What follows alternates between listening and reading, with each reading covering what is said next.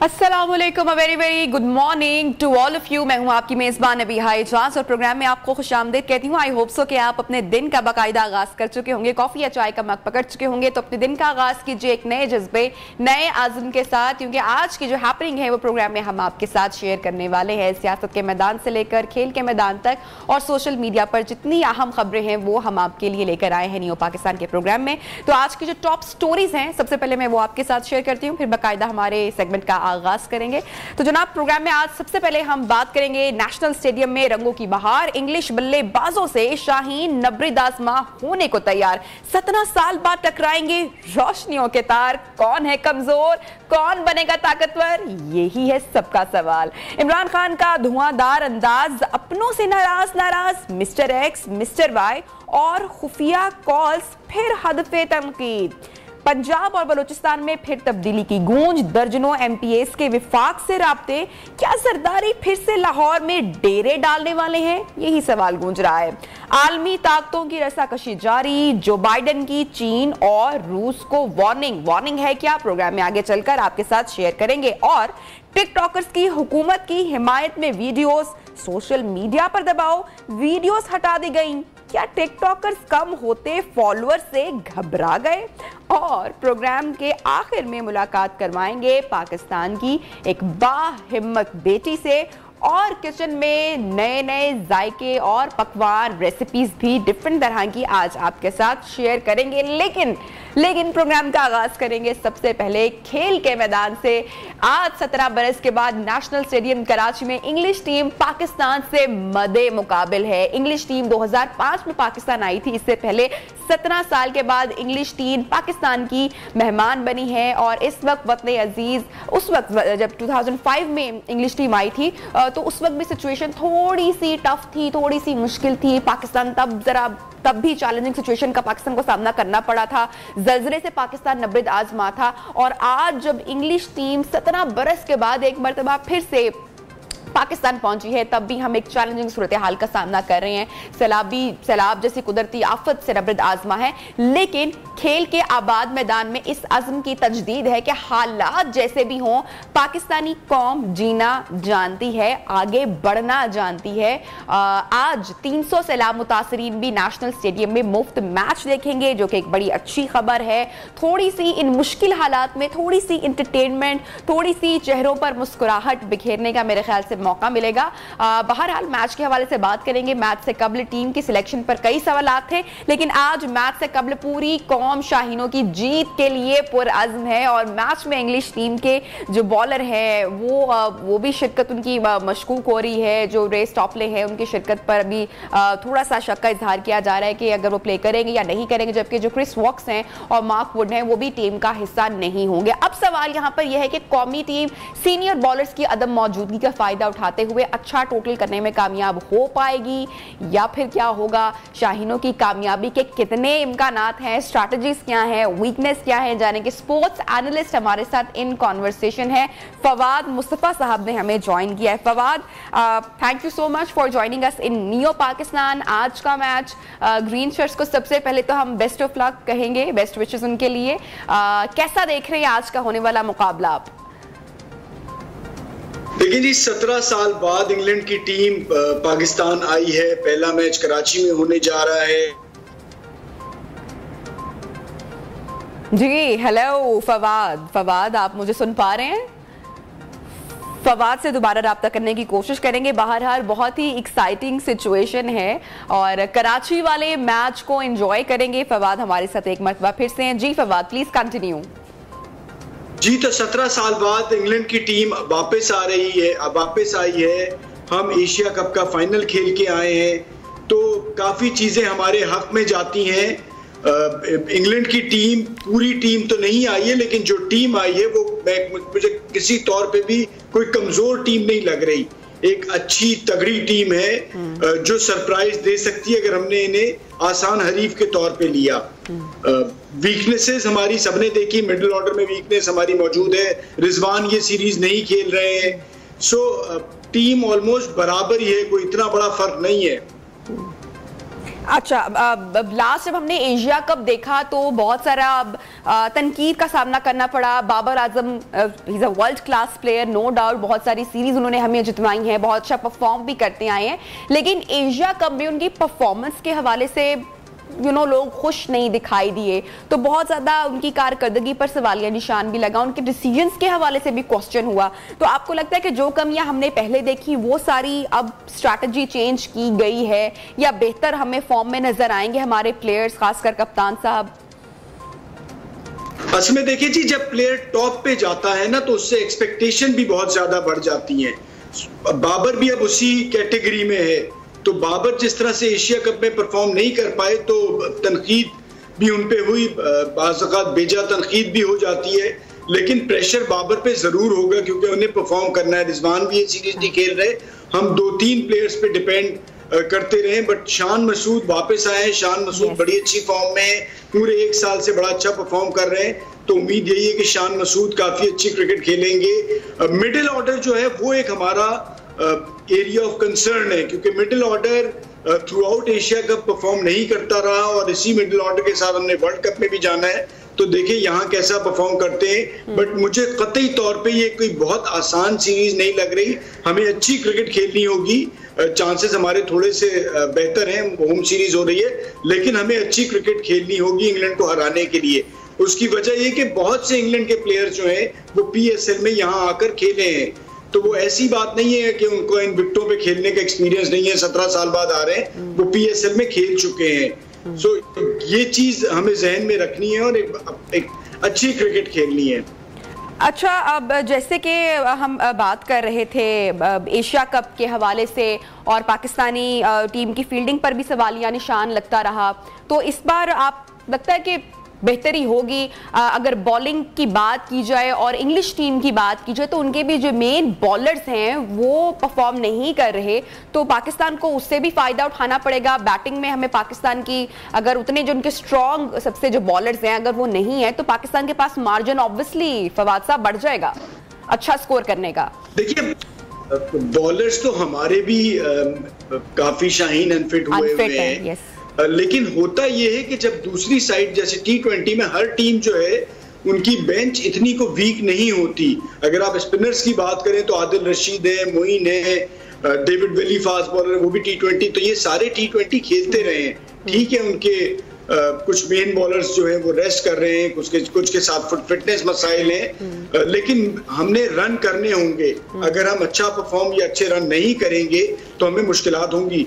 On the other hand आप देखिए तो बैटिंग उनकी कमजोर नहीं है, डेविड मलान यहाँ खेलते रहे हैं, सॉल्ट ने परफॉर्म नहीं किया था PSL में, बट वो भी एक बड़े अच्छे बैट्समैन हैं, तो बैटिंग मुझे कमजोर नहीं नजर आ रही। बैटिंग में उनके दमखम मौजूद है, हेल्स वापस आया, वो भी PSL में बड़ा अच्छा करते रहे, तो इन सब प्लेयर्स को अंदाजा जरूर है इन कंडीशंस का, और कतई तौर पे हम इन्हें कमजोर हरीफ के तौर पे नहीं होम ग्राउंड का फायदा होगा शाहीन को, शाहीन 11 को होम ग्राउंड का फायदा होगा इंग्लिश बल्लेबाजों के लिए। पिच के हवाले से आई एम श्योर मैं चाहूंगी कि आप थोड़ा सा उसके ऊपर भी तज्जिया करें, और नई किट की बड़ी चर्चा है शाहीनों की सोशल मीडिया पर। बिल्कुल जी, विकेट के हवाले से ये दुबई में जो जितनी बॉलर्स को मदद मिल रही थी उतनी कराची में शायद ना मिले, और ना ही मुझे लगता है लाहौर में। ये बैटिंग की कंडीशंस के लिए बड़ी सूटेबल होती हैं, और जरा सा भी आपने कोई बैट बॉल किया तो उस पर बाउंड्री लग सकती है, और मुझे लगता है कि कराची लाहौर दोनों जगहों पे लंबे और बड़े स्कोर्स होंगे, और वो बड़े स्कोर चेस भी होंगे। तो इस किस्म की कंडीशन रहेगी। किट बिल्कुल जी, नई किट आई है, नई किट जब आती है तो तनकीद भी होती है, तारीफें भी होती हैं, तो दोनों किस्म की राय होती हैं, लेकिन तारीफें काफी हो रही हैं। उम्मीद यही है कि ये किट ऐसी किट बने कि हमें यादगार रहे और हम T20 वर्ल्ड कप भी जीते। Thank you so much Fawad Mustafa साहब हमारे साथ इन कॉन्वर्सेशन थे। So good luck team Pakistan आज के होने वाले मैच के लिए, और I am sure team Pakistan English team को टफ टाइम जरूर दे पाएगी। तो बहरहाल ये तो बात हुई क्रिकेट सीरीज के हवाले से, क्रिकेट मैच के हवाले से बहुत ही एक्साइटिंग और एंटरटेनिंग होने वाला है होपफुली। अब कुछ बात कर लेते हैं सियासत के ऐवानों की। तो ऐवाने सदर में मुलाकातों और अपने साथियों के पसे पर्दा मुख्तदर हलकों से राजो न्याज पर सरजनिश के बाद एक बार फिर इमरान खान साहब के लहजे की तलखी बढ़ गई है। एक बार फिर आर्मी चीफ की तैनाती पर सवालात के साथ साथ मुख्तलिफ हलकों के किरदार पर भी खुलकर खान साहब ने तनकीद की, बल्कि अपने लोगों को बुलाकर उन्होंने बात भी की और ईंट का जवाब पत्थर से दिया। खान साहब ने क्या कहा, जरा देखते हैं, आइए। मैं आज अब पाकिस्तानियों को कह रहा हूं, ये खौफ के बुत को तोड़ दो। ये जो टेलीफोन आता है जी गुमनाम नंबर से धमकियां देने के लिए, वापस धमकियां दो उनको। जो डराता है वापस डराओ उसको। जो मिस्टर एक्स और मिस्टर वाई लोगों को धमकियां देते हैं, वापस धमकियां दो इनको।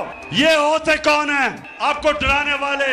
आप हैं इस मुल्क की, जो मुल्क की क़यादत अवाम का फैसला। ये खुफिया नंबरों से डराना धमकाना कि जी हम ये कर देंगे वो कर देंगे, जो करना करो हम भी करेंगे। ये चोर जरदारी जिसके ऊपर किताबें लिखी हुई हैं चोरी पे, नवाज शरीफ मफरूर है। नवाज शरीफ झूठ बोल के मुल्क से बाहर गया। क्या ये पाकिस्तान का आर्मी चीफ क्या ये सिलेक्ट करेंगे? मैं आज अपने DGISPR से ये जरूर सवाल पूछूंगा कि आपने कम से कम समझ तो जाना था मैं क्या कह रहा हूं। आज सारी कौम मेरे साथ खड़ी है कि इन चोरों को कभी सिलेक्ट नहीं करना चाहिए पाकिस्तान का आर्मी चीफ। 100 शेरों की फौज जिसका सरदार गीदड़ हो वो हार जाएगी। मैंने तुम्हें कॉल देनी है, आपने मेरे साथ इन चोरों को शिकस्त देने के लिए निकलना है। ये समझे कि इमरान खान चुप करके बैठ जाएगा, कहेगा जी अच्छा अगली इलेक्शन की इंतजार करूंगा।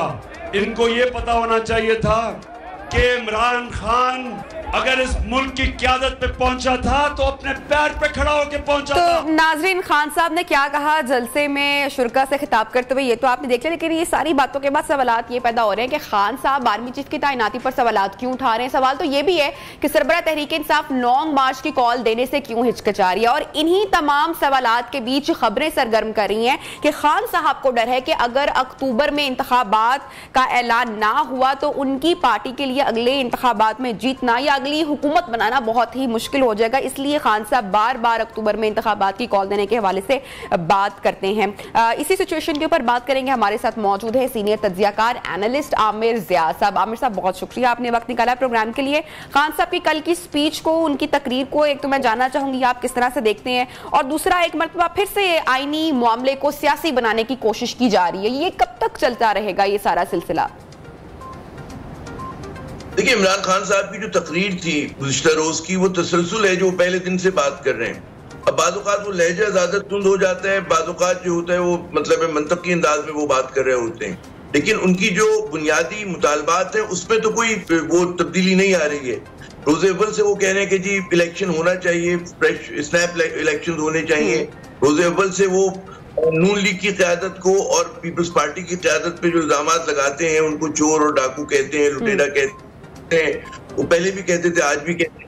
पहले भी वो समझते थे कि हुकूमत जो है, जिसको मुतनाज़ा हुकूमत वो करार देते हैं कि किसी भी किस्म की कानून साजी करेगी, कोई फैसले करेगी, तकरीरियां करेगी, तो उस पर इसकी मुतनाज़ा होने का साया आ जाएगा और उसकी वजह से वो चीजें खुद जो है मुतनाज़ा हो जाएंगी। तो ये नुक्ता नजर है और इस नुक्ता नजर को पाकिस्तान में मानने वाले बेशुमार लोग हैं।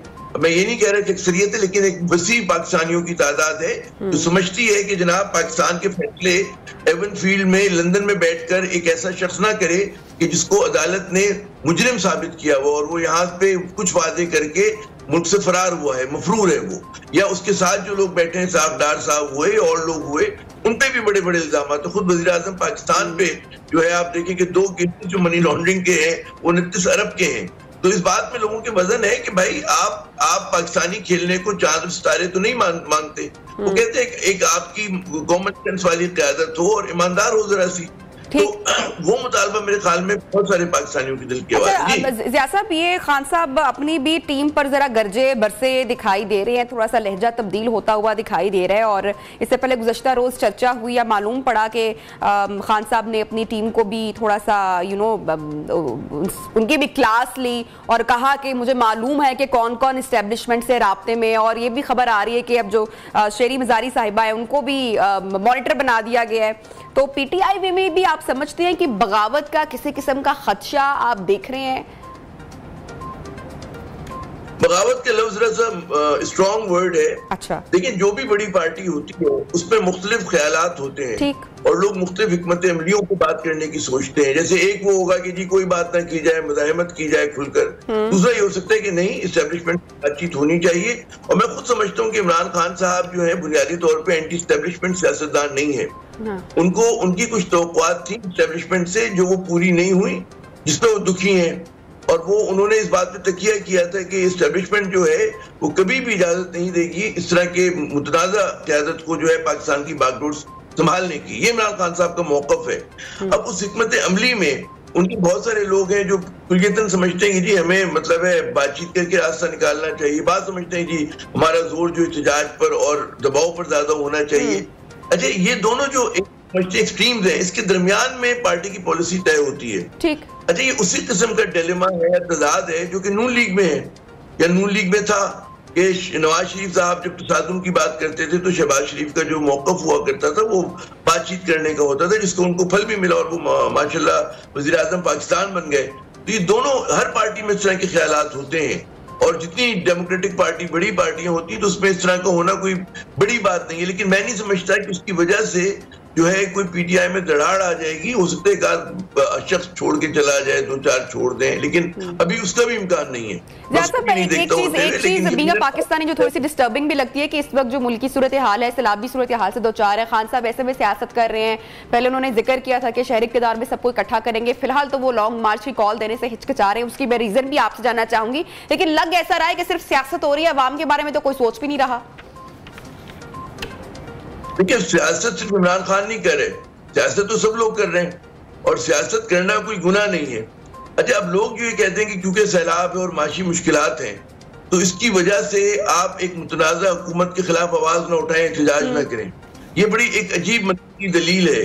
क्योंकि आप ये समझिए कि बाज लोगों के बकौल ये हुकूमत खुद पार्ट ऑफ द प्रॉब्लम है, मसले की वजह है। और आप कहें कि क्योंकि मसला है तो इस मसले के ऊपर हम बात ना करें, ये नहीं हो सकता।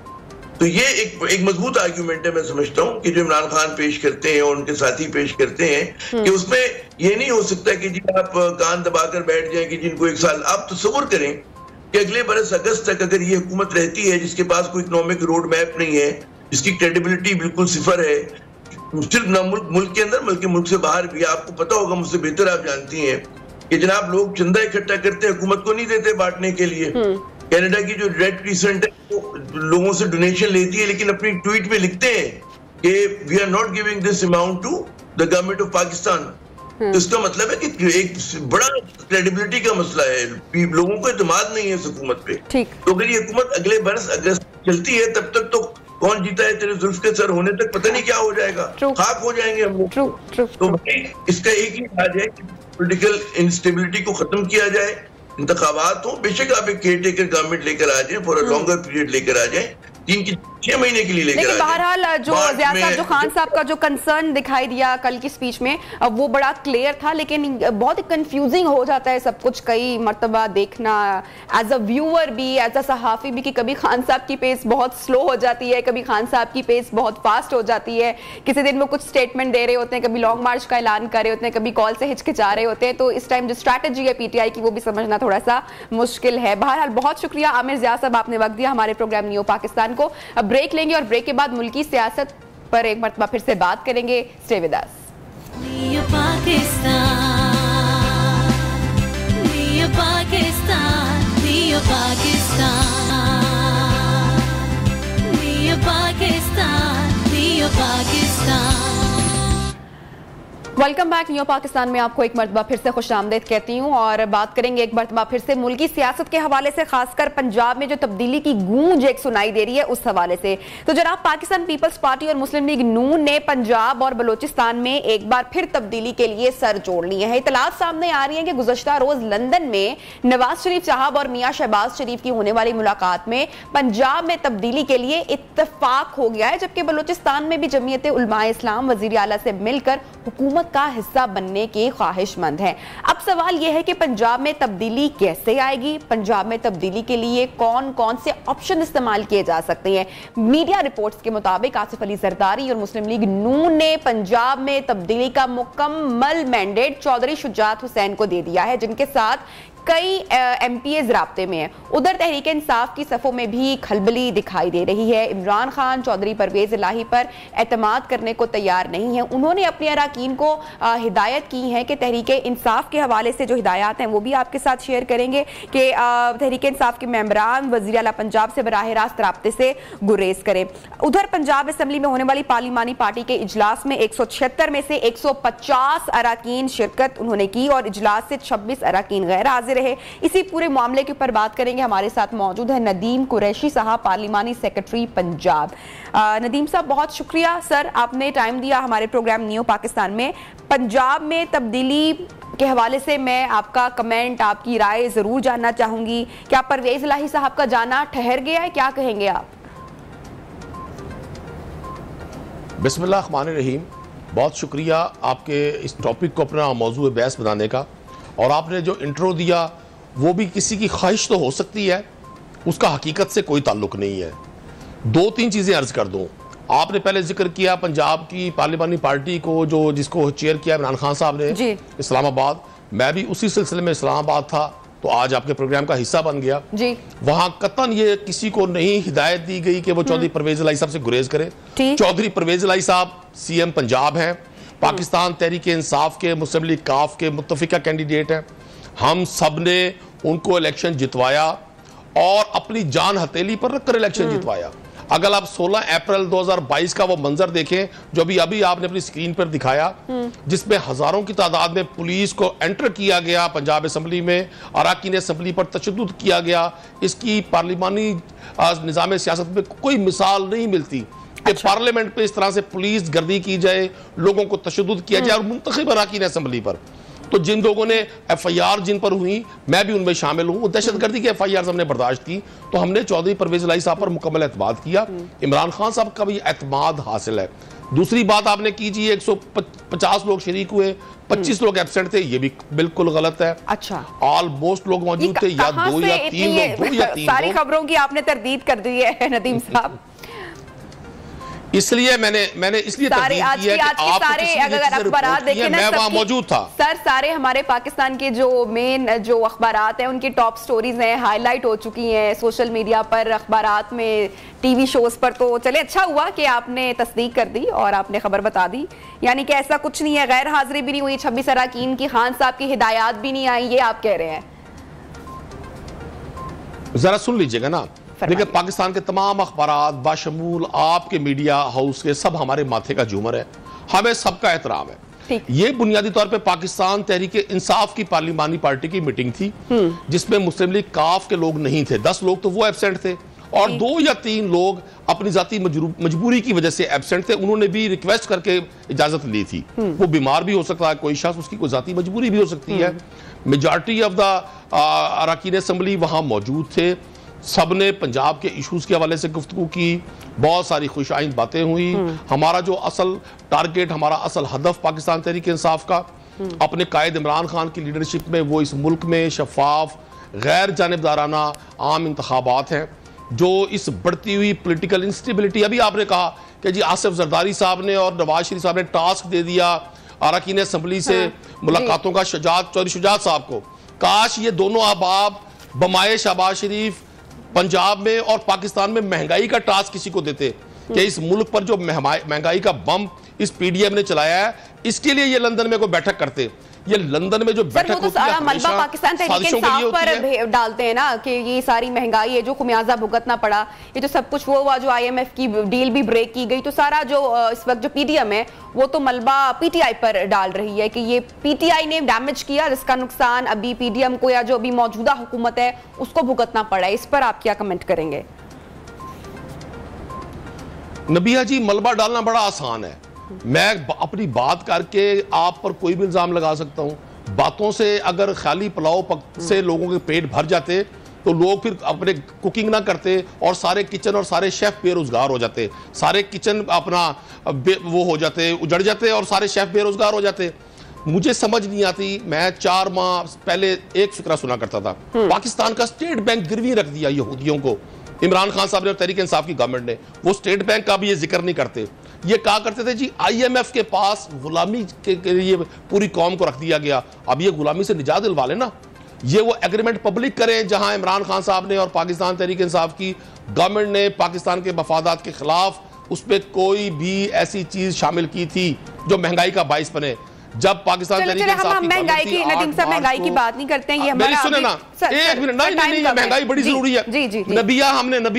नबिया हमने 4 साल इस बात को बर्दाश्त किया और मैं चाहूंगा न्यू न्यूज बिलखुसूस इस बात को ऑन ईयर जाने दे। जब इमरान खान की गवर्नमेंट थी 178 रुपए का डॉलर था, आज डॉलर कहां है? आप 8 मार्च के पेट्रोल के रेट देखें, आटा चीनी दालों के रेट देखें, आप बिजली के बिल से पड़ने वाले बम जो लोगों की जिंदगियों को अजीर्ण कर रहे हैं उसको जिक्र क्यों नहीं करना चाहती? मैं चाहता हूं कि आप हम रोजाना इन बातों का आम आदमी की जिंदगी, आम आदमी की जिंदगी आप देखें ना कि इस वक्त सियासी तरजीहात भी हमें तब्दील करने की आप नहीं समझते कि वक्त की जरूरत है? सियासत हो रही है, बार बार बात इंतखाबात की होती है, आप नहीं समझते कि अगर इंतखाबात हो जाते हैं पहले तो जो मुल्क की स्टेबिलिटी है वो भी एक मरतबा फिर से मुतासिर होगी? पहले गवर्नमेंट गई, उसका खुमियाजा अवाम ने भुगता, अब फिर से अगर हम पहले जाएंगे इंतखाबात की जानिब जो खान साहब प्रेशराइज कर रहे हैं, अक्टूबर में बार बार जिक्र कर रहे हैं, तो आप समझते नहीं कि फिर से मुल्क की हालात जो एक मईशत को धचका लगा वो दोबारा एक धचका लगेगा और असर किस पर होगा? अवाम पर। नबिया, जिन लोगों पे ना पाकिस्तान की अवाम ट्रस्ट करती है, ना मॉडर्न और इंटरनेशनल वर्ल्ड जिन पे ट्रस्ट करता है, ना आलमी मालियाती इदारे जिन पे ट्रस्ट करते हैं, जिनके साथ कोई बंदा बिजनेस करने में तैयार नहीं है, उनकी मौजूदगी में पॉलिटिकल स्टेबिलिटी कैसे आएगी? ठीक है, अच्छा सर, नदीम साहब मैं आपसे ये जानना चाह रही हूँ कि आपको इस वक्त किसी किस्म का कोई खतरा, किसी किस्म का कोई खदशा, अगर पंजाब में तब्दीली के हवाले से बात करूँ तो आप समझते हैं कि आपकी हुकूमत को है किसी किस्म के कोई आपके मेंबर्स ने राब्ते जो खबरें इतलात सामने आ रही हैं, जो पसे पर्दा हकायक आ रहे हैं, जो आप जिनको झुठला रहे हैं कि कोई मुलाकात नहीं हुई, तो आप तरदीद करते हैं कि किसी ने कोई मुलाकात नहीं की? 101% साजिश हो रही है। मैंने तरदीद इस बात की है कि इमरान खान साहब ने चौधरी परवेज इलाही साहब के हवाले से कोई ऐसी बात नहीं की कि हमने उनसे राब्ते नहीं करने। ये मैंने इसकी तरदीद की है। मैं इसकी तस्दीक कर रहा हूं कि पूरी PMLN पीपल्स पार्टी NRO 2 लेने के बाद, जैसे उन्होंने नैब कवानीन खत्म किए हैं, जैसे उन्होंने FIA को काबू किया है, अपने करप्शन केसेस को उन्होंने सबको डिलीट कर दिया सिस्टम से, अब उनका अगला हदफ है पंजाब की गवर्नमेंट। लेकिन इंशाल्लाह पंजाब की अराकीन असेंबली, वो मुस्लिम लीग काफ के हों, पाकिस्तान तहरीक इंसाफ के हों, वो इंटैक्ट है। उन्हें पता है इस मुल्क के मसाइल को अगर किसी शख्स ने हल करना है उसका नाम इमरान खान है। अगर पाकिस्तान की कोई हकीकी मानों में चारों सूबों की JB और कश्मीर की नुमाइंदा जमात है अवाम की, वो पाकिस्तान तहरीक इंसाफ है, इसके अलावा कुछ नहीं है।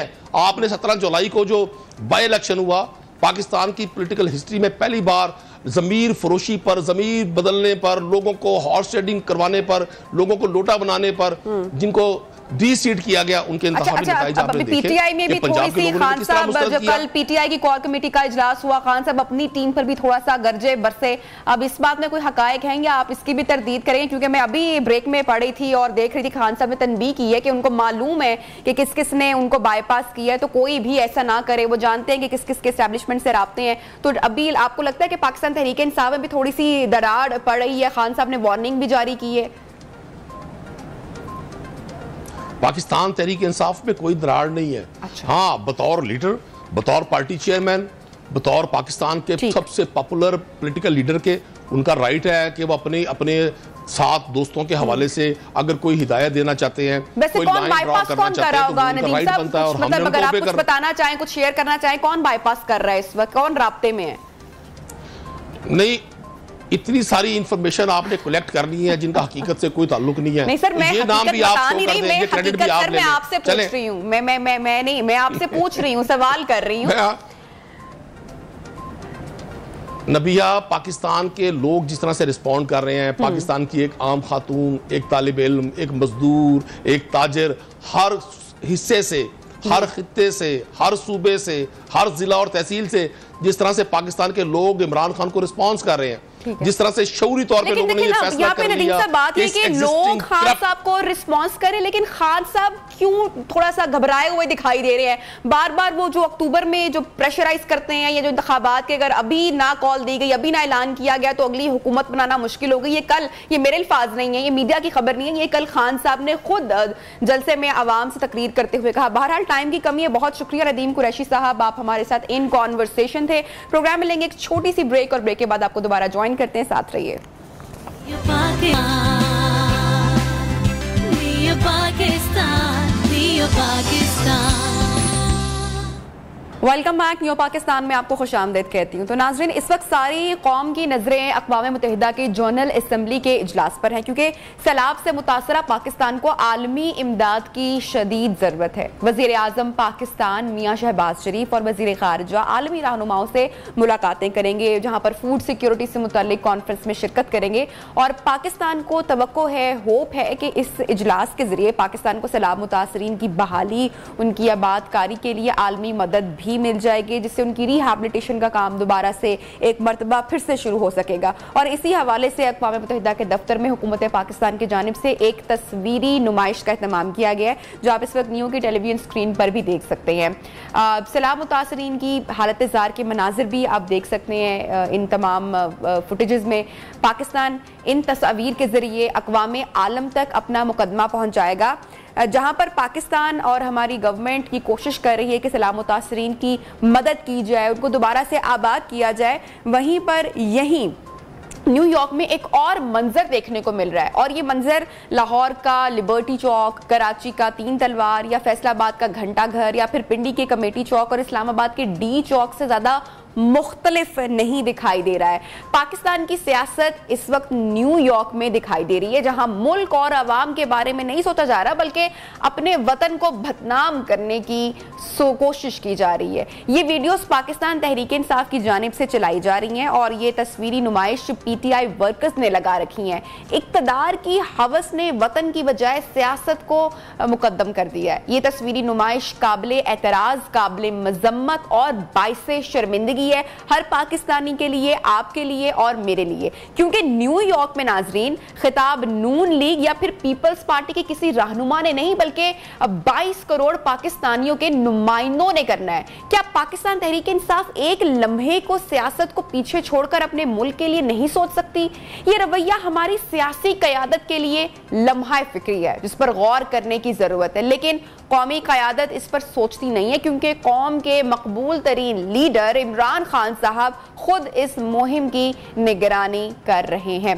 बहरहाल ये तो आपने देखा कि किसकी क्या कोशिश है पाकिस्तान तहरीक इंसाफ के हवाले से भी, और साथ ही साथ मुस्लिम लीग नून या जो हमारी इस वक्त करंट जो हुकूमत है वो जो काविश कर रही है। आई होप सो कि सैलाब मुतासरीन की रिहैबिलिटेशन के लिए कुछ बेहतर काम हो सके। प्रोग्राम में आगे बढ़ेंगे और एक और मुद्दा आपके साथ शेयर करेंगे, उसके फैक्ट्स भी आपके साथ शेयर करेंगे। चीन के तहफ़्फ़ुज़ात, कुर्बतों के दावों के बीच अमरीकी सदर जो बाइडन ने इक़्तिदार संभालने के बाद चौथी मरतबा ताइवान का साथ देने का ऐलान किया है।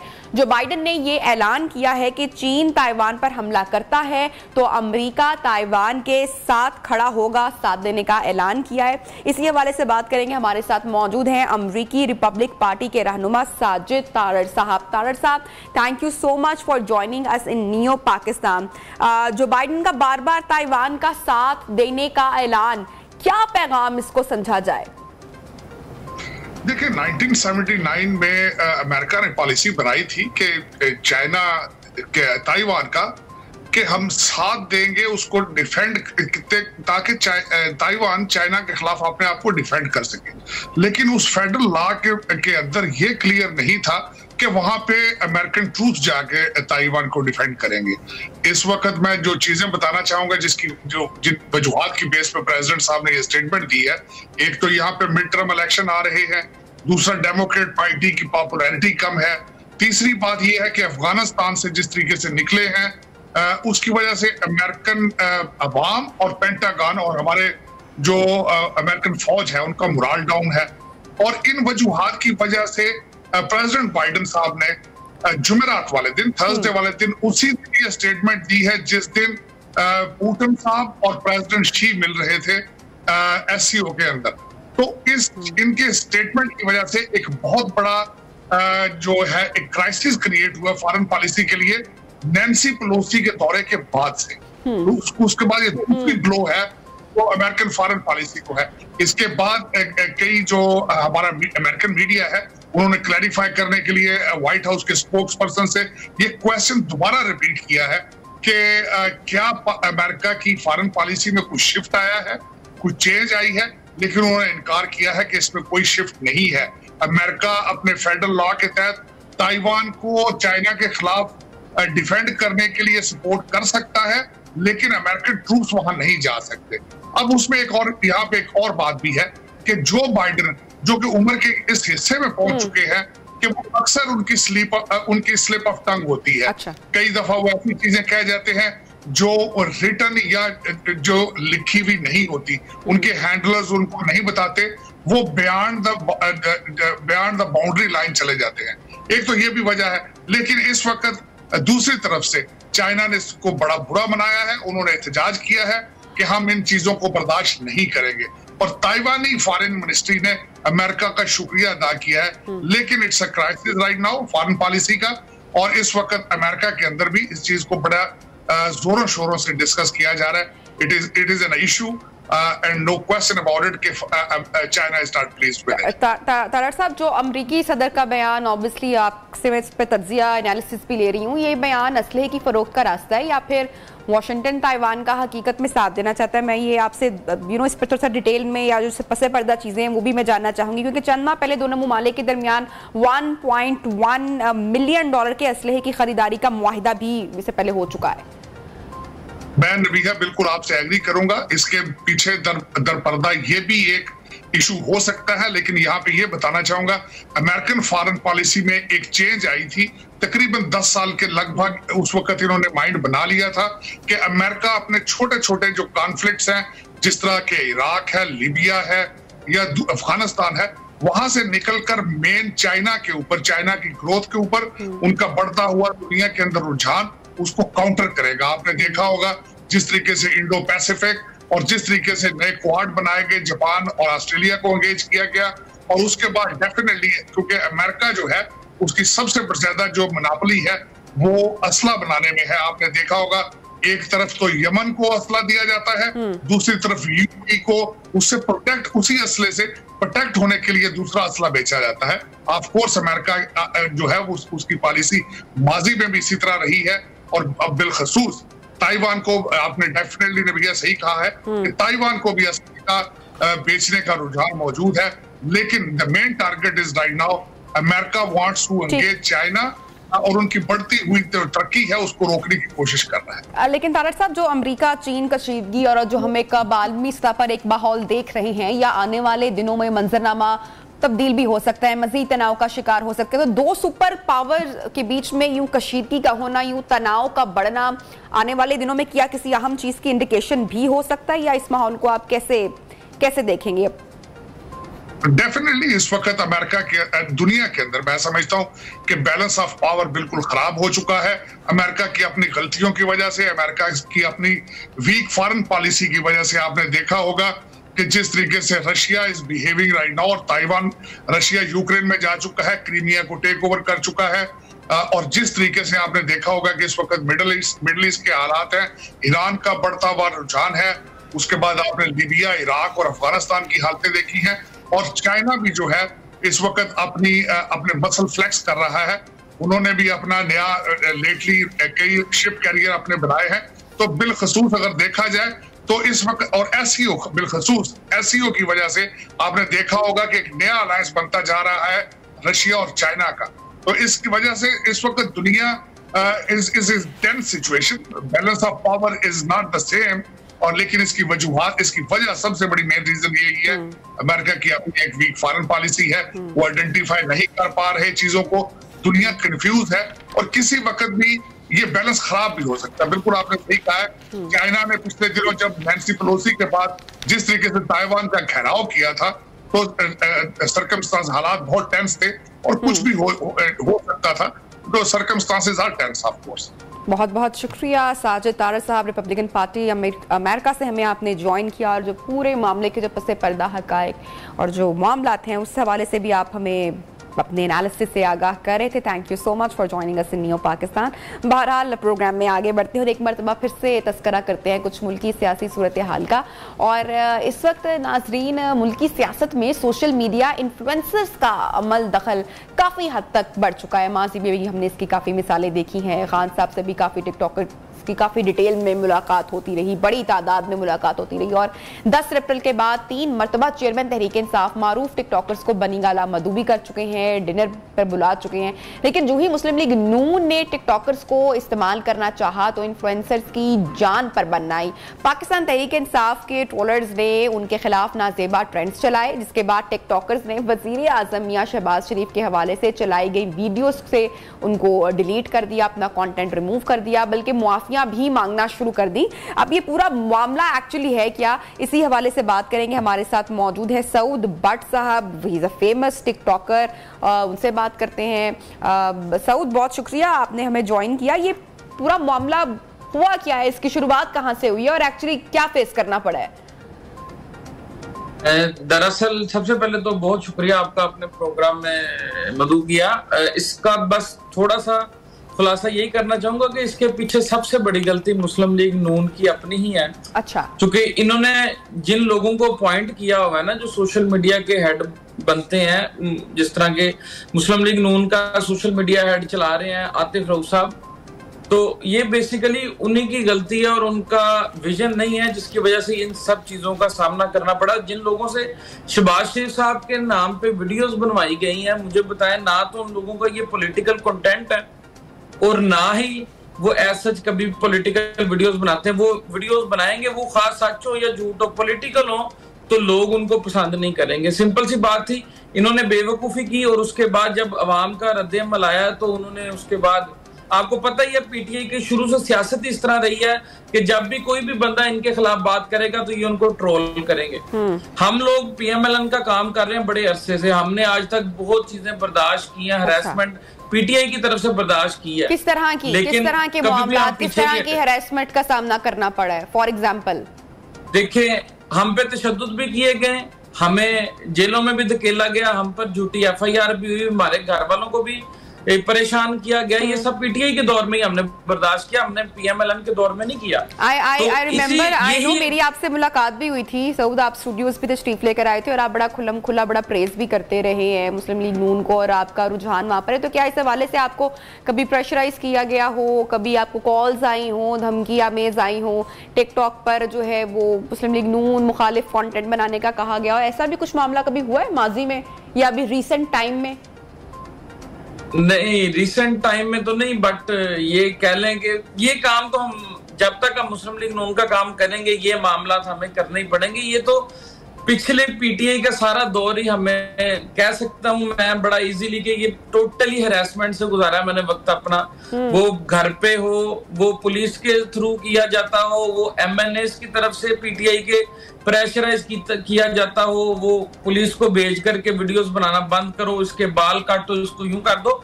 हमने शुरू से ही ये जुल्म बर्दाश्त किए, बट हम तो अपनी पार्टी के लिए काम करना चाहते थे, इसलिए हम कभी भी इस चीज से पीछे नहीं हटे। और इन टिकटॉकर से जो वीडियो बनाने का सवाल है, ये तो सरासर बेवकूफी थी। हमें अगर बताया जाता, हम इसकी अच्छे तरीके से कंपेन करते और जो पॉलिटिकल वर्कर हैं सोशल मीडिया पर उनके थ्रू कंपेन की जाती, जो इतने अरसे से ज्यादतियां बर्दाश्त कर रहे हैं अपने साथ, उनको ये काम सौंपा जाता। अच्छा, मुझे बताएं, ये जो कैंपेन का आप जिक्र कर रहे हैं, ये सारे मामले का कोई रकम भी अदा की गई टिकटॉकर्स को मुस्लिम लीग नून की जानिब से?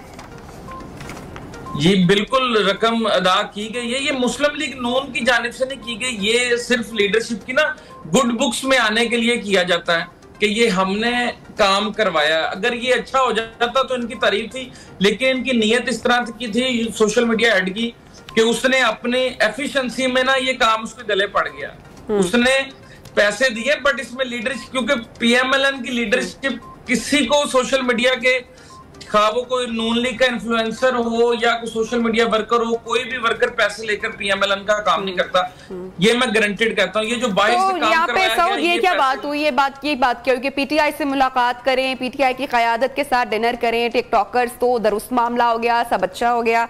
वहीं पर अगर नून लीग की हिमायत में कंटेंट बनाया जाए तो उस पर तनकीद हो गई, प्रेशराइज करना शुरू किया। तो ये क्या समझ आ रहा है आपको? टिकटॉकर्स ये प्रेशर बर्दाश्त नहीं कर सके? लोग अच्छी तरह समझते हैं कि पीटीआई का ये सारा प्रोपेगेंडा होता है कि इनके खिलाफ, ये तो छोड़े, ये तो टिकटॉकर क्या है, कुछ भी नहीं है। मैं कहता हूँ इनसे बड़े बड़े जो सहाफी टीवी पर बैठकर अगर कोई बात कर देते नून लीग के हक में, तो शाम को ट्विटर पे उनके खिलाफ चलने शुरू हो जाते हैं झूठे प्रोपेगेंडस के। तो इसमें तो कोई दो राय नहीं है, ये पीटीआई वालों का शुरू से ये काम है। ठीक है, बहुत बहुत शुक्रिया सऊद बट, आपने हमें ज्वाइन किया न्यू पाकिस्तान में, और आप बता रहे थे जिस प्रेशर का सामना करना पड़ रहा है अभी आपको और जो दीगर टिकटॉकर्स हैं, वेरी सैड। बहरहाल प्रोग्राम में वक्त हुआ एक छोटे से वक्फे का, ब्रेक का। ब्रेक के बाद आपको ज्वाइन करेंगे, stay with us. New Pakistan, new Pakistan, new Pakistan, new Pakistan, new Pakistan.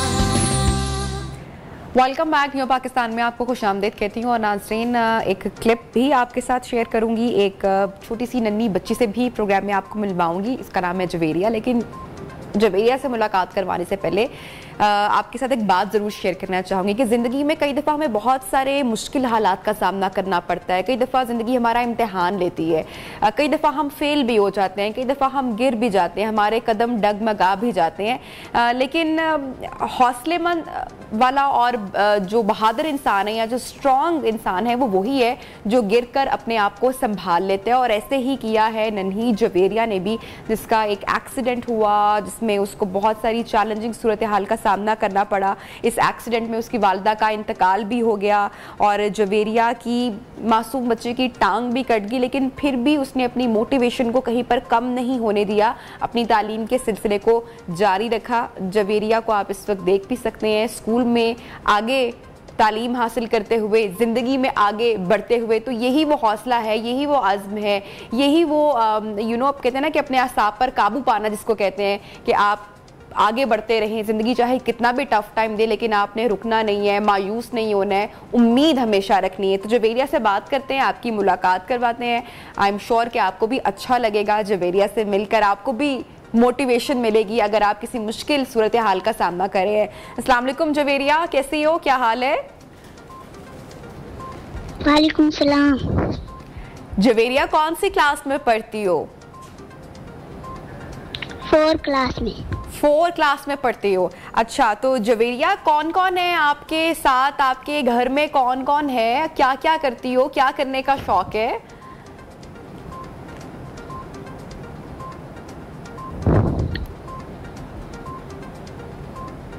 घर में कौन ख्याल रखता है आपका?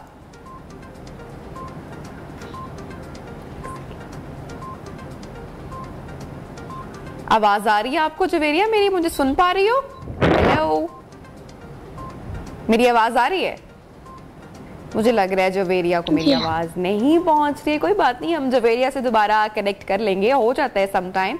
और आई गेस शायद मीडिया पर भी फर्स्ट टाइम आई तो बच्चे थोड़ा सा कंफ्यूज भी हो जाते हैं। शी इज़ टू यंग माशाल्लाह, सिर्फ 4th क्लास में पढ़ती है, छोटी है, लेकिन ज़िंदगी ने शायद बहुत कुछ सिखा दिया है। जो ज़िंदगी के मुश्किल हालात होते हैं वो इंसान को कम उम्र में भी काफ़ी सीख दे जाते हैं, बहुत कुछ सिखा देते हैं। लेकिन जवेरिया के चेहरे पर फिर भी हम एक मुस्कुराहट देख रहे हैं मुसलसल। अभी जब वो बात भी कर रही थी और ये उससे पहले की वीडियो है जो हम आपके साथ शेयर कर रहे हैं, तो एक मोटिवेशन है, एक हौसला है जो उसको आगे मुसलसल बढ़ा रहा है। जी जवेरिया, मेरी आवाज पहुंच रही है आप तक?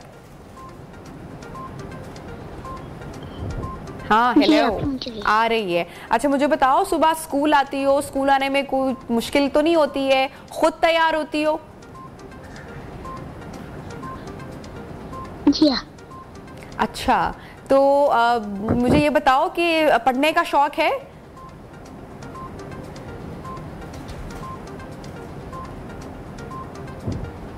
जवेरिया, आवाज पहुंच रही है आप तक मेरी?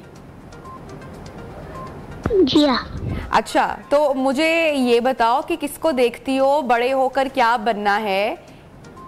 किसी को देखकर आपको शौक होता है ना कि मैं इस जैसी बनूंगी, मैं ये काम करूंगी बड़े होकर?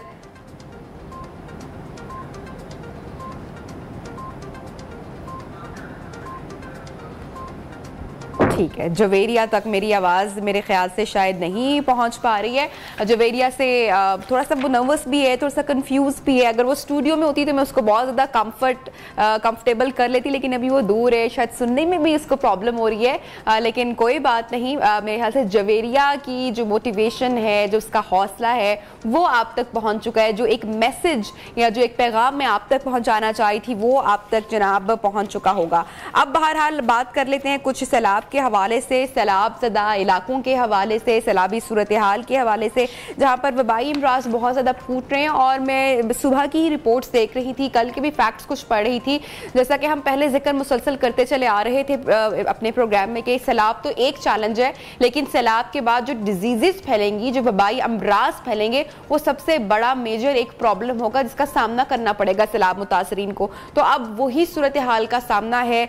मुल्क के जो सैलाब से मुतासरा इलाके हैं वहाँ पर वबाई अमराज फैल चुके हैं। स्किन डिजीज़ के हवाले से मैं पढ़ रही थी कल का एक आर्टिकल कि यहाँ पे स्किन से रिलेटेड बहुत सारी प्रॉब्लम्स हो रही हैं और बच्चों को खासकर स्किन डिजीज़ का सामना करना पड़ा है। हमें पता है कि जो बच्चे हैं वो वैसे भी उनका जो इम्यूनिटी सिस्टम है वो काफ़ी वीक होता है, लो होता है, और ऐसी सूरत हाल में जहाँ पर वैसे ही खाने के लिए कुछ इतनी अशिया कहीं पर पहुँच रही हैं, कहीं पर नहीं पहुँच रही हैं, और किन हालात में पहुँच रही हैं, तो बच्चों की इम्यूनिटी ऑलरेडी वीक होती है, बच्चों की और बुजुर्गों की, और ऐसे में वबाई अमराज का फैलना आई थिंक ये बहुत ही खौफनाक सूरत हाल है। तो 24 घंटों में सैलाबज़दा इलाकों से जो रिपोर्ट सामने आ रही है उसके मुताबिक जो वबाई अमराज हैं वो तकरीबन 65,574 केसेस रिपोर्ट हुए हैं, और मुझे बड़े दुख के साथ कहना पड़ा है कि शायद ये नंबर इससे ज़्यादा भी हो सकता है जो कि रिपोर्ट नहीं हुए हैं। और जो ज़्यादातर बीमारियां जो वबाई अमराज यहाँ पर फैल रहे हैं उनमें जो कॉमन है उसमें सांस की बीमारी है, आई इन्फेक्शन बहुत ज़्यादा हो रहा है,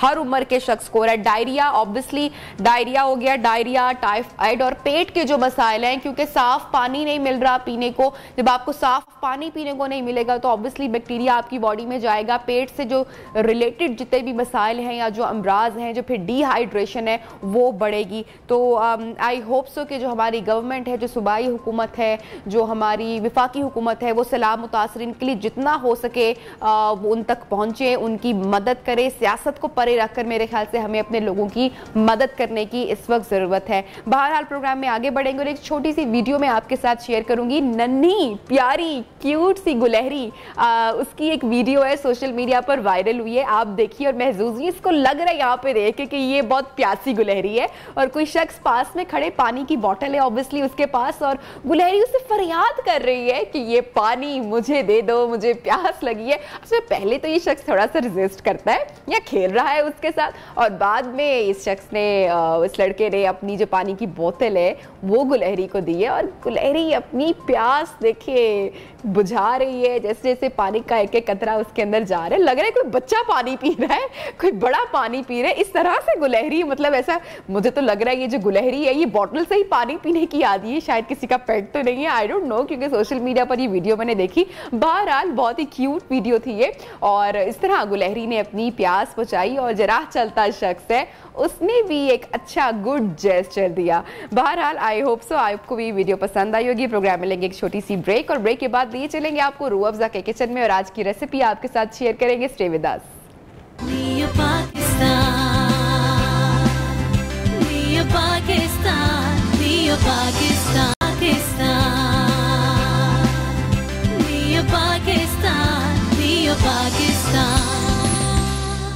वेलकम बैक। नियो पाकिस्तान में आपको खुशामदीद कहती हूँ, और शेफ़ हुमा हमारे साथ हैं। अस्सलाम वालेकुम हुमा। ये वो सेगमेंट होता है जब मैं बिल्कुल स्ट्रेस फ्री होके आराम से अपनी कुर्सी पर बैठ जाती हूँ, फिर मैं आपको खाना पकाते हुए देखती हूँ और मुझे बड़ा अच्छा लगता है। ऐसे ही है क्योंकि आइडियाज मिल जाते हैं नबिया दिन के लिए, और ये बड़ा एक बड़ा मसला होता है जी कि क्या पकाना है, और ये सिर्फ एक आइडिया ही देना होता है। मैंने भी, बाकी आप में भी एक बहुत बड़ा शेफ पाया जाता है। नहीं। और खवातीन जो देख रही होती हैं स्पेशली जी, और मर्द हज़रात भी जो देख रहे हैं उनके लिए भी वो भी फरमाइश कर सकते हैं घर में कि जी आज क्या बनाना है। तो आज मैंने सोचा कि थोड़ा चाइनीज हो जाए। वाह, अच्छा क्या वजह है? आपने सोशल मीडिया पर भी चाइनीज नजर आ रहा है, हुमा भी चाइनीज बना रही है, सब में कि चाइनीज मुझे पुकार रहा है, दिल को राह होती है, और ये मुझे लग रहा है दिल से पेट को राह है। तो जी आज मैंने सोचा कि पेपर चिकन बना लेते हैं। पेपर चिकन के लिए ऑयल मैंने गर्म होने रख दिया है। चिकन जो था उसको मैंने कॉर्नफ्लोर लगाया, अंडा लगाया, और उसको मैंने फ्राई कर लिया नमक लगा के, और फ्राई करके मैंने इस तरह से क्यूब्स में काटा हुआ था वो बोनलेस चिकन, और उसको रेडी कर लिया। उसके बाद ऑयल के अंदर जो है जी मैं अभी ये कुक कर रही हूँ गार्लिक, और गार्लिक नबिया ये देखिए छोटा छोटा चॉप कर लेना आपने, पेस्ट नहीं लेनी। अच्छा, क्या फर्क आएगा अगर फॉर एग्जांपल मतलब पता होना चाहिए? बिल्कुल, जो इसमें चंक्स आते हैं, जितना चाइनीज है उसके अंदर चॉप गार्लिक यूज होता है। ये चिपकेगा नहीं चिकन चंक्स के साथ? नहीं नहीं, बिल्कुल भी नहीं चिपकेगा, क्योंकि थोड़ा सा सॉस इसके साथ बनना है, ज्यादा नहीं बनना। और इसको लाइट सा जो है जब कलर आने लगेगा, चिली पेस्ट जो है वो मैंने रेडी करके रखी हुई है। जो गोल वाली मिर्च होती है उसको सिरके के अंदर मैंने भिगो दिया था, उसके बाद पानी थोड़ा सा डाल के उसको कर लिया था बॉयल, और बॉयल करने के बाद इसकी पेस्ट बना ली। जितना चाइनीज बनेगा जी उसके अंदर ये चिली पेस्ट लाजमी जाएगी। अब ये कलर देख लें, ये आ गया है इसका गार्लिक का। थोड़ा सा मैं पानी इसलिए ऐड कर रही हूँ कि अगर मैं डायरेक्ट चिली ऐड करूंगी ना तो यहाँ पे सबके गले में बहुत ज्यादा मिर्च लगेगी। अच्छा जी, इसके बाद मैंने ऐड करनी है ये जो चिली पेस्ट है, वो घर में भी तैयार हो सकती है, मार्केट से भी घर में भी तैयार हो सकती है, रेडीमेड भी मिल जाती है, लेकिन मैंने इसको घर में ही रेडी किया। ठीक है, उसके बाद जो है मेरा चिकन कटा हुआ वो मैं ऐड करूंगी। तकरीबन कितना चिकन है हुमा? ये है केजी के करीब। ये हाफ डन पहले से हम बॉईल करना है या डायरेक्ट करना है? फ्राई किया हुआ है। ठीक है, लेकिन हम तो डायरेक्ट कुक ही करेंगे इसमें। बिल्कुल जी, कुक करके आपने, मैंने भी फुल कुक किया हुआ है, इसको फुल फ्राइड है ये। ओके, अच्छा फ्राइंग करके फिर चिकन इसमें डालना है? फ्राइड चिकन ऐड करना है। अच्छा जी, उसके बाद जो है, अच्छा ये भी चॉइस है आपकी, अगर आप रेड चिली ऐड करना चाह रहे हैं तो करें, अदरवाइज कोई खास जरूरत नहीं है, क्योंकि आप पेपर चिकन बना रहे हैं तो सिर्फ ब्लैक पेपर और कैप्सिकम से भी गुजारा हो सकता है। थोड़ा सा स्टॉक या पानी आपने ऐड कर लिया। अब इसको थोड़ा सा बॉयल आने देंगे हम, साथ ही मीनवाइल जो है हम इसके बाकी सॉसेस जो है वो ऐड कर लेते हैं। ठीक है, बाकी सॉसेस में क्या क्या है? इसमें सॉस में डार्क सोया सॉस लाजमी जाएगी। जो हमारा डार्क सोया सॉस और जो नॉर्मल सोया सॉस है उसका क्या फर्क होगा? खासा फ्लेवर में फर्क है। ये मैंने एक चम्मच भी बहुत एहतियात से डाली है, बिकॉज ये डार्क है, इसका कलर चेंज कर देगी। और जो सोया सॉस है वो आप 1/4 कप भी डाल देंगे। इसी की फैमिली है? बिल्कुल, दैट इज, वो डाइल्यूट है थोड़ी, और ये बिल्कुल प्योर फॉर्म है। अच्छा जी, उसके साथ थोड़ा सा सिरका जाएगा। हम शुगर ऐड नहीं करेंगे इसमें? नहीं, ओके, ऐड नहीं करूंगी। वैसे किन चाइनीज खानों में हमें शुगर ऐड करने की जरूरत पड़ती है हुमा? जरूर पड़ती है, खासतौर पे जो स्वीट एंड सावर चिकन है, मंचूरियन है, उसके सॉल्ट कंटेंट में काफी ज्यादा हो जाता है। बिल्कुल, बैलेंस सोया के साथ उसको बैलेंस करना जो है। ये भी जो है 3 से 4 चम्मच सोया सॉस वो ऐड कर दी मैंने। आजकल मैं बड़ी आसान चिकन की रेसिपीज देखती रहती हूँ चाइनीज, क्योंकि सलीना का स्कूल है तो मेरी कोशिश होती है कि कुछ चिकन की हल्की सी ग्रेवी इसी तरह की बनाकर तो बच्चों को लंच बॉक्स में भी साथ दे दिया जाए तो वो बड़े शौक से वो खा लेते हैं। अब ऑयस्टर सॉस है मेरे पास। Oyster sauce is my favourite sauce, जो कि बहुत महंगी भी मिलती है और मार्केट में आपकी पसंद की डिफरेंट ब्रांड्स की बहुत मुश्किल से हुमा मिलती है। बिल्कुल बिल्कुल। और ये जी अब तो फ्लेवर भी उसके अंदर स्टार्ट हो गए हैं, गार्लिक के साथ, मशरूम के साथ और एंड ऑल। अच्छा, अब मेरे पास वेजिटेबल्स में कैप्सिकम है, ओके, वो ऐड करेंगे, और साथ में प्याज है कटी हुई, ये मैंने ट्रायंगल शेप में नबिया काटा था। क्या बात है हुमा आपकी कटिंग की, वाह। और ये मैंने साथ में ऐड कर दिया। कटिंग अच्छी हुई और दावत चाइनीज की हो तो मेहमान तो कटिंग देख के ही आप यकीन प्रोफेशनल कि चाइनीज अगर आपने पकाना है तो आप पहले काम कर लें सारे। हाँ, कटिंग पहले से कर लें और मेहमान आए और उसी वक्त आप। अच्छा हुमा, चाइनीज जब हमने इसे खाना बना के रख लिया, मेहमान आए, सर्विंग टाइम आया, तो सॉस थिक ना हो या वो चाइनीज अपनी असल हालत में थोड़ा सा? मैं यही मशवरा दूंगी कि आपने जो है ना चाइनीज उसी वक्त फाइनल करना है जब आपने सर्व करना है, क्योंकि हार्डली ये आपके सामने मैंने सब चीजों के साथ सॉस रेडी की है। और अब इसमें ब्लैक पेपर और सॉल्ट मैं थोड़ा सा ऐड करूंगी। हमारा लास्ट मिनट है हमारे पास। बिल्कुल जी। और उसके बाद जो है जायका, बिल्कुल, और थोड़ा सा कॉर्नफ्लोर ऐड कर देंगे जब तक ये पकेगा। और जी हमारा जो है पेपर चिकन रेडी है। राइस जो है ऑलरेडी वो मैंने रेडी करके रखी है। गार्लिक राइस की रेसिपी भी आपसे लेंगे, वो भी बड़ी अच्छी लगती है। रेस्टोरेंट में अक्सर गार्लिक राइस जो है वो सर्व होते हैं और बनाने वो आपने बटर में बनेंगे। चले नेक्स्ट टाइम चाइनीज के साथ गार्लिक राइस करेंगे। Huma, thank you so much, आपने चाइनीज आज बना दिया हमारे लिए भाई, और क्या हो सकता है, ट्रीट मिल गई है आज तो ट्यूसडे को ही हमें। So thank you so much, आपने रेसिपी शेयर की। तो रात का डिनर अगर आप कोई बना रहे हैं सब्जी भाजी तो रात को तो फिर चाइनीज की हमने रेसिपी आपके साथ शेयर कर ली है। ट्राई अगर करेंगे तो फीडबैक भी लाजमी फेसबुक पर जरूर दीजिएगा। अपना बहुत सारा ख्याल रखें, इंशाल्लाह कल होगी आपसे मुलाकात। अल्लाह हाफिज। Pakisan